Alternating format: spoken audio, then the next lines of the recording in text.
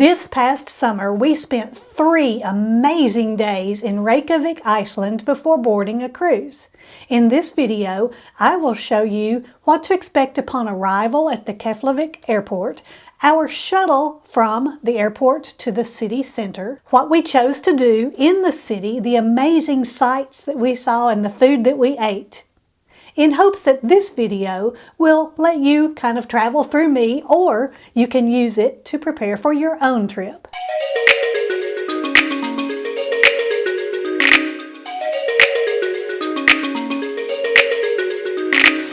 Upon arrival at Keflavik Airport, follow the signs for arrivals. Signage displays several national flags, and if you see your flag, just get in that line, which took us up an escalator.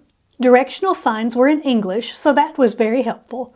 We followed the signs for baggage reclaim, which actually took us through shopping. Imagine that. We felt very welcomed to Iceland. And then more tax-free shopping opportunities before we reached baggage claim.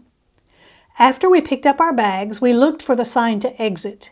This directed us to 2 separate lines for customs. We had nothing to declare. In other words, we did not bring anything into Iceland that we were required to let them know about.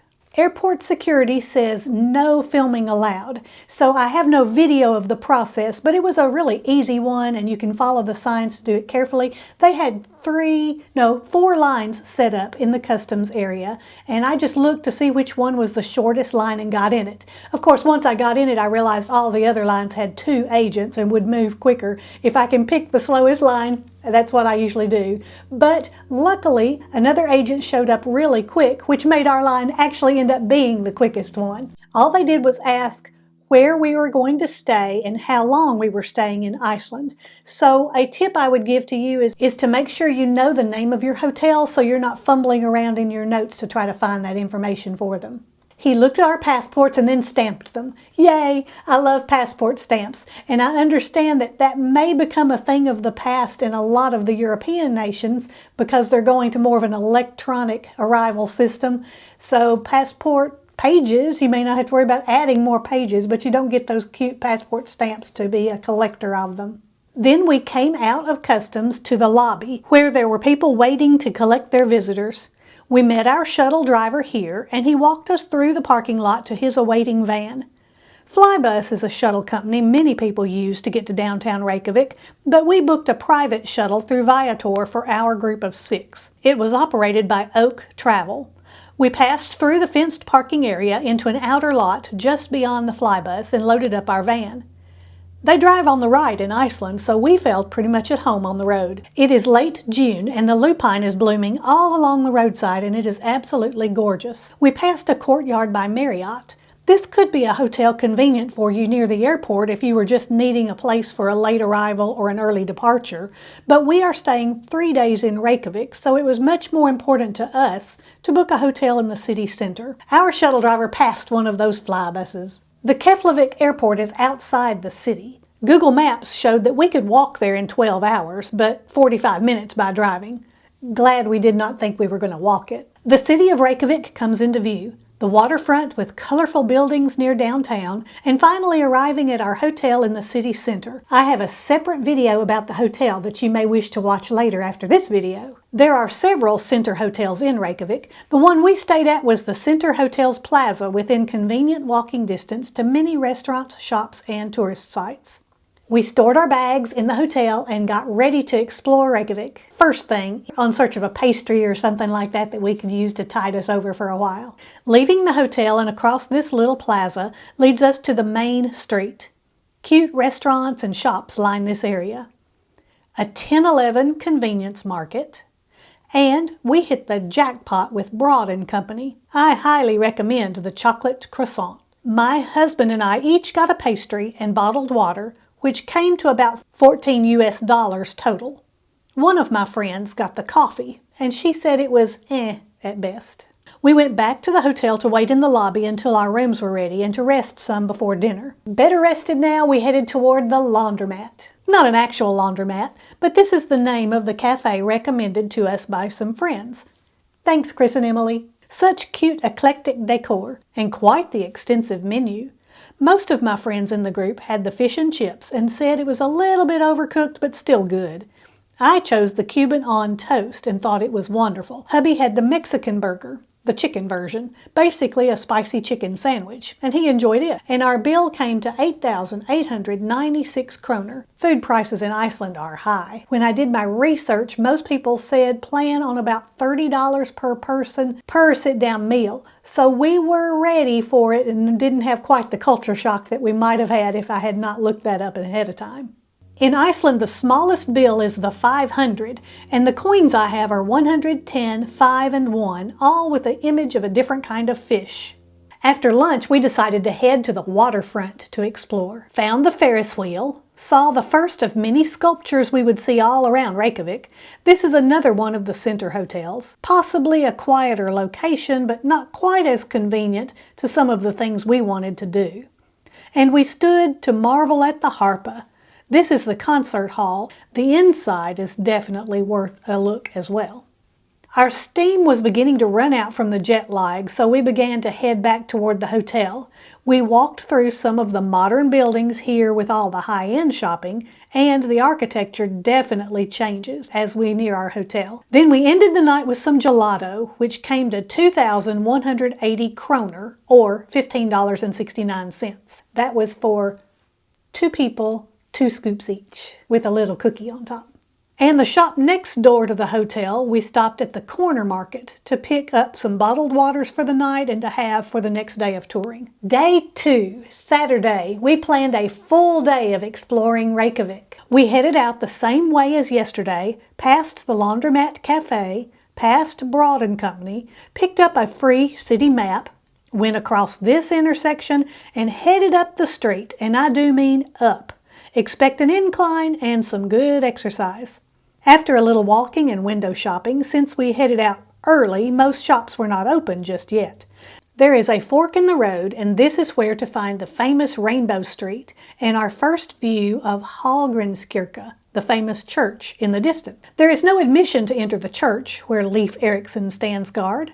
The church is open at 9 a.m. and there is a posting of the dates and times of concerts during the summer season. We are here 1 week too early to enjoy one of these concerts. However, we did purchase tickets to go up into the tower. See this clock up here? An elevator takes us to this level where we can look out at the view from each of the clock faces. And we can take the stairs to the next level where there is no glass in the openings, where you can get really nice pictures. I could see the area in front of the church. I didn't even notice the playground as we walked up. The Leif Erikson statue, and this is the Leif Erikson Hotel.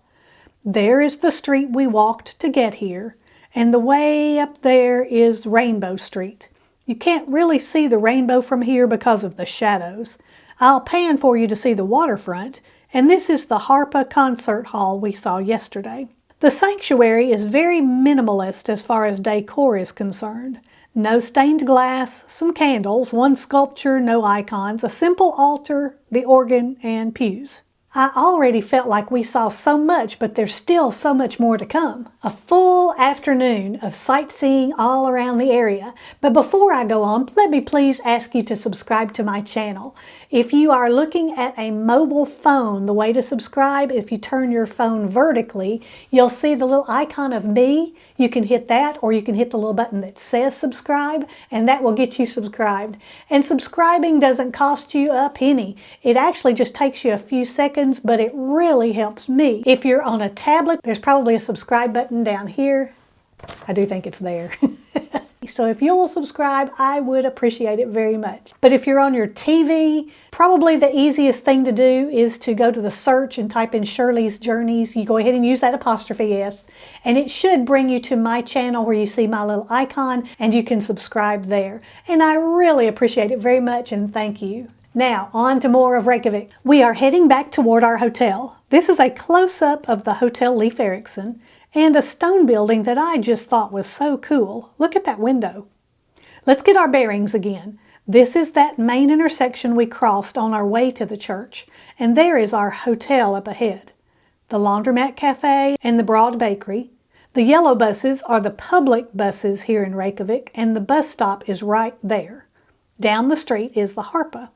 In the courtyard area in front of our hotel is a shop selling hot dogs. Iceland has a reputation for their hot dogs made of beef, pork, and lamb. And I really thought I needed the full experience of Iceland. I needed to get a hot dog. So off to Pittubarinn. I like an occasional hot dog, especially right off of the grill with some mustard. But I don't really like lots and lots of toppings, so I ordered my hot dog plain. I did have them go ahead and put their famous sauce on top. I was told that their sauce is amazing. It doesn't look extremely appetizing, but it does taste pretty good. It was a hot dog. I wasn't really wowed by it, but it did taste fine. It filled me up. And we also ordered a bag of fries, which were really hot and very delicious. We paid about $26 for 2 hot dogs and a bag of fries. Next on our touring agenda was to go to the lava show and fly over Iceland.